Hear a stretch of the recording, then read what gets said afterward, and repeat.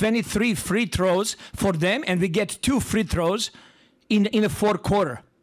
Like, how to play the game.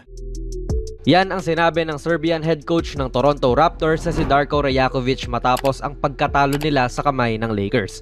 Galit na galit, and may pinanggalingan din talaga yung galit niya. Isipin mo, 2 free throws lang ang team mo sa buong fourth quarter, sabay yung kalaban mo ay 23. Nakakainis naman din yun. Kaya tignan natin yung mga calls pati no calls sa fourth quarter na maaaring pag-ugatan ng inis ito ni coach sa mga referee. Ito ang unang foul ng quarter na yon. Kita mo namang si Vando ay nakawala na sa loob at si Boucher ay naghahabol ngayon. And ayan, very visible naman na sinampa ni Boucher yung kamay niya doon sa likuran ni Vando. Sumabit naman din talaga. And noong contact na talaga, biglang itinaas yan ni Boucher as if hindi niya finaul. Nakatayo lang din siya pero foul talaga yan mga idol. Agree ba kayo? Dito naman may size advantage si D'Lo kontra kay Dennis. And kahit na noong rookie pa tong si D'Lo pumupose-pose na rin yan paminsan. Dito pa kaya na 6'1 player lang ang tumatao sa kanya? At may kita mo naman yung mga reaksyon nila yung mga nagmamaang-maanga na hindi naman daw sumabit pero sumabit talaga. Kaya nga bigla ang inalis si Dennis yan kasi sumabit siya and nakita rin kagad ng ref yun. Tapos ito siya sabi wala raw contact.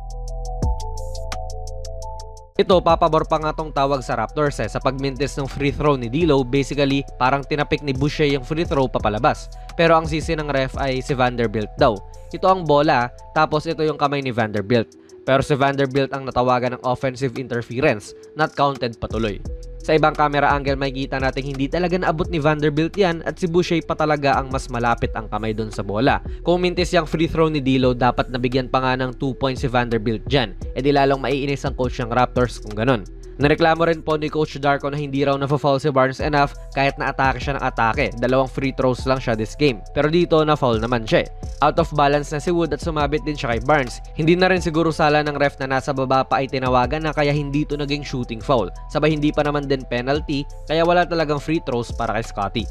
I-disregard na lang siguro din natin na itong ginawa ni Thaddeus Young illegal din. Tignan nyo, dito ayan na ang huling dribble niya tapos takbo na lang siya hanggang sa mag-gather. Kaya na lang magbilang kung ilang steps siya dyan and alam nyo na rin siguro yung violation niya dapat.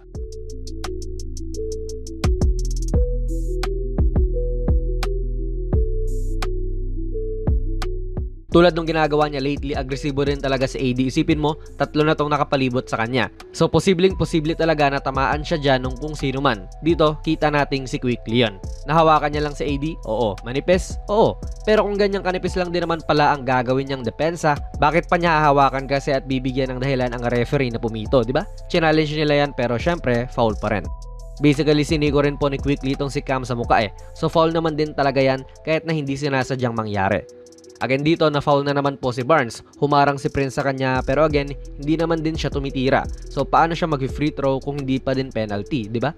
Again, katulad doon sa simpleng paghawak ni Quickley, lame lang din tong pagdepensa ni Barrett. Ang laki-laki ni AD sa kanya, tapos basically ilalapag na lang din niya yung bola pero sumugal pa rin talaga siya para i-strip to. Which is wala naman ding mali doon. Malay mo, ma-strip nga talaga niya. Pero hindi naman din niya na-strip. Sumabit pa siya.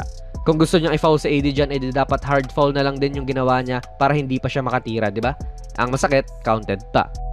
This time, si Max naman, na-foul siya ni Barrett at kitang-kita ang reaction nila.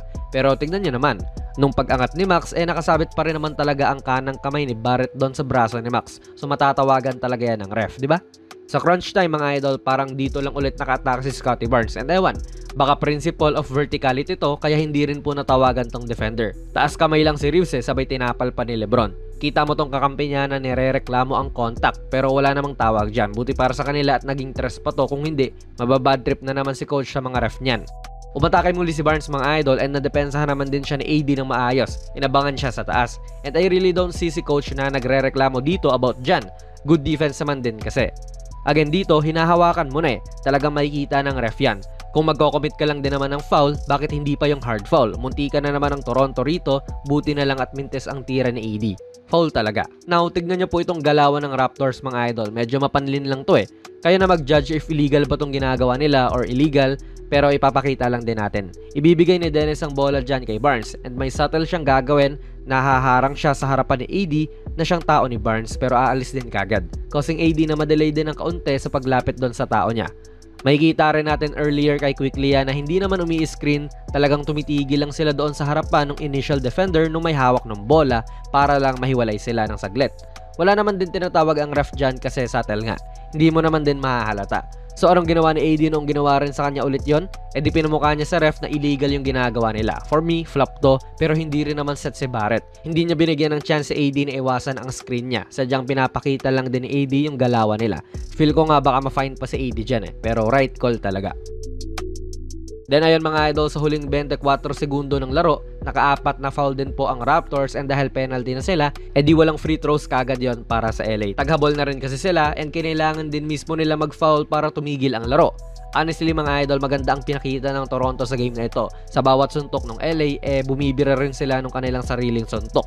At naging close game to hanggang sa matapos ang laro. Kung dapat maramdaman ni Coach Darko na dinaya siya ng mga ref, I say na let him feel that. Pero wala kita nyo namang may mga contact talaga. Yung iba, yes, pwede mong ma-question, pero I think overall, naging lame lang din ang Raptors sa kanilang pag-foul.